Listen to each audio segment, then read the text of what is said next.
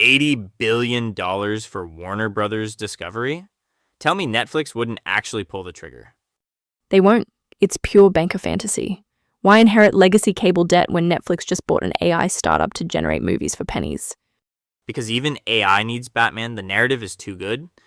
I'll believe it when the SEC filing drops. I care about actual money changing hands. Like Apollo dropping $3.7 billion on Japanese sheet glass. From Hollywood mega rumors to legacy windows. We've got range today. The rundown. $3.9 billion for a gold mining operation. I guess Zijin Mining is taking the inflation hedge very literally. They're snapping up controlling power in Chifeng Jilong. Honestly, gold is just doing gold things right now. But almost $4 billion is a massive flex. I pulled the filings on this. It's a flex, but they're paying a very steep premium. Though speaking of paying up, CapitaLand Ascendas REIT is dropping 1.4 billion Singapore dollars on a multi-asset expansion. Logistics hubs in Singapore and a hyperscale data center in Japan. You know exactly how I feel about data centers right now. You think they're a massive bubble? Total bubble. Every single REIT is slapping the word hyperscale on a concrete box to juice their multiples. Market analysts keep talking about this Asia-Pacific digital infrastructure premium, but it's completely out of control. I completely disagree. Have you looked at the tenant lock-in periods for Japanese data centers? It's guaranteed yield. They're essentially printing cash. It's not a bubble if the cash flow actually matches the hype. I'm just saying, we'll see in 3 years when the energy costs eat their margins. Keep telling yourself that. Real quick, Desjardins officially closed its $1.67 billion acquisition of Guardian Capital. Another giant North American asset manager solidifying its turf. Yawn. Good for them, but boring. Boring is profitable, Nate. Oh, and Gilead Sciences just picked up Ouro Medicines to boost their autoimmune portfolio. Another solid, quiet bolt-on. You want to know what's actually not boring? Perfect Corp. The boardroom there is completely melting down. Oh, the sudden going private proposal. Exactly. They hastily formed a special committee. You only form a special committee that fast when half the board is terrified of getting sued by the other half. It's a non-binding proposal, but the timing is incredibly suspicious. I need to pull the options trading logs on that one. I love when you get conspiratorial. It's not a conspiracy, it's just reading the tape. Just like Netflix buying Interpositive. The AI developer. Yes, industry watchers are finally waking up. Streaming giants are aggressively internalizing AI filmmaking tools to gut their production costs. It's a small deal, but the signal is deafening. Well, Netflix might need those cost savings for something much, much bigger. Are we actually talking about the rumor? We have to. The whispers are getting loud.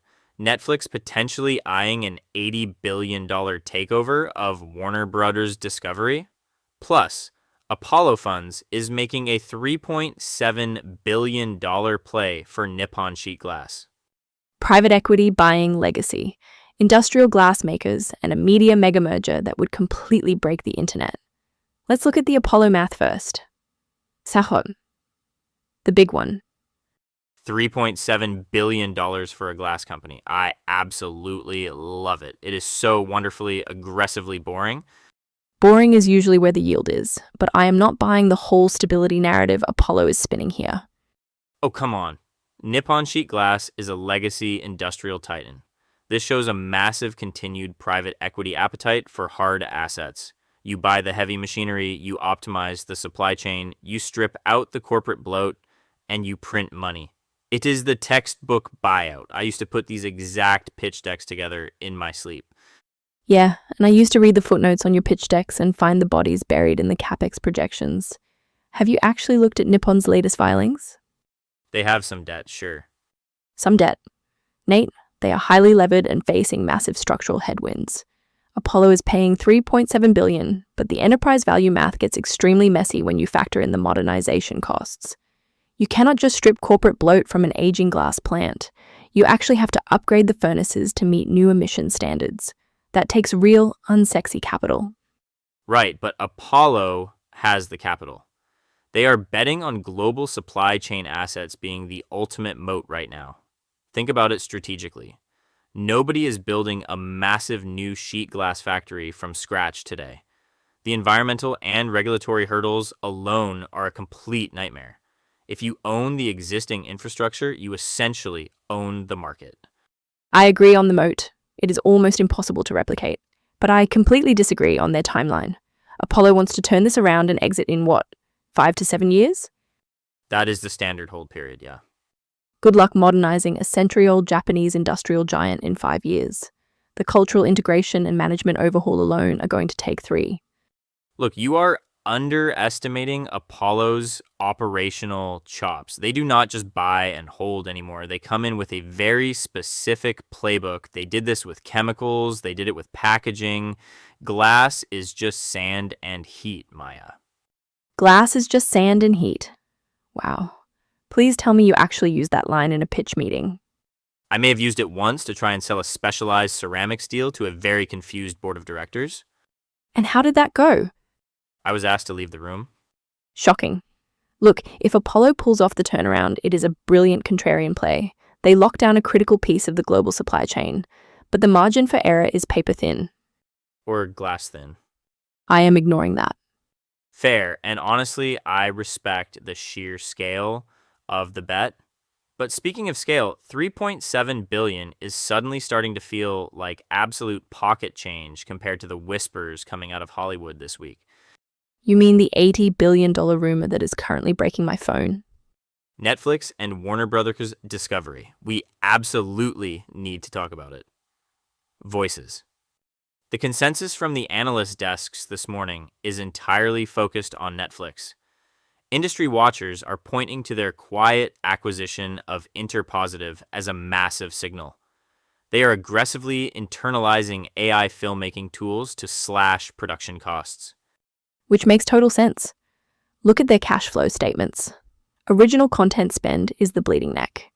Interpositive gives them proprietary tech to render backgrounds and automate dubbing. It is a smart, surgical deal. Right, but connect the dots here. You have Netflix streamlining costs, and suddenly the volume on this $80 billion Warner Brothers Discovery mega merger rumor is absolutely deafening. Buying an AI cost cutter is exactly what you do before absorbing a bloated legacy studio. Oh, come on. You are reading way too much into a tiny AI tuck-in. It is an $80 billion whisper. And it is pure banker fan fiction. Netflix does not want WBD's linear television baggage. They are buying Interpositive to make their next sci-fi show cheaper. They are not gearing up to buy CNN. Show me the strategic logic there. I think you are underestimating the IP play. But fine, let's look at a sector where the premium is actually real right now. CapitaLand Ascendas REIT. Analysts are drooling over this $1.4 billion expansion. 1.4 billion Singapore dollars. Thank you, yes. Snapping up logistics hubs in Singapore and a massive hyperscale data center in Japan. The commentary is all about this massive ongoing premium on digital infrastructure in the Asia-Pacific region. They are basically treating data centers like beachfront property in the 90s. I read the asset breakdown. The cap rates on that Japanese facility are incredibly tight. You really have to believe in a 10-year sustained AI boom to justify paying that multiple. Everyone believes in the AI boom? Well, except maybe the board at Perfect Corp? Wait, the going private drama? Exactly. They just hastily formed a special committee to evaluate a sudden, non-binding buyout proposal, and the boardroom leaks are already getting incredibly messy. Spill the tea. I am just saying an $80 billion Netflix and Warner Brothers Discovery tie-up is exactly the kind of chaos this industry needs right now. It is absolutely not happening, Nate. Oh, come on. Think of the content library. David Zaslav and Ted Sarandos sharing a kingdom. The ego clash alone would be premium television. The FTC would have a collective stroke. And who is paying for it? Warner's balance sheet is basically just a giant pile of IOUs stacked in a trench coat. You just hate fun. I hate terrible capital allocation. Look at what Netflix actually bought this week. Interpositive. The AI developer. Right. They are not buying $80 billion of legacy cable networks and debt. They are internalizing AI filmmaking tools to aggressively slash production costs. That is the actual signal. Fair. Why buy the Batman franchise when you can just prompt an AI to generate a brooding guy in a bat suit for $0? Exactly. Although if you want genuine boardroom drama, look at Perfect Corp. Oh, the hastily formed special committee. I read the press release this morning. They are evaluating a sudden non-binding going private proposal. The phrasing is just magnificent. Classic. Translation from my old banker days. Management is in full panic mode. Someone sent a vaguely threatening letter with a lowball premium, and now the board has to hire 3 separate law firms to figure out if the money is even real. I checked the footnotes. There is zero committed financing attached to this proposal. It is pure theater. Which means someone is trying to force them to the negotiating table. We will see if they actually bite. But speaking of real money actually changing hands, we need to talk about Apollo's massive play in Japan. $3.7 billion for Nippon Sheet Glass. Private equity buying up legacy industrial supply chain assets is my absolute favorite kind of nerdy. Let me pull up the margin data. Soon, and then tomorrow's radar. I'm refreshing Edgar tomorrow morning for the D-Bag Fund 8 filings. That 2-month closing window for HIP technology opens at midnight. You really need a hobby, Nate. But fine, I'll be watching the Perfect Corp special committee. Hastily formed going private proposals usually means someone is terrified of an upcoming earnings report. True, but you know what I'm actually obsessed with? The Warner Bros. Discovery whisper. $80 billion. Netflix swooping in. Tell me that doesn't sound like the ultimate banker fantasy. It sounds exactly like a banker fantasy because it's completely made up.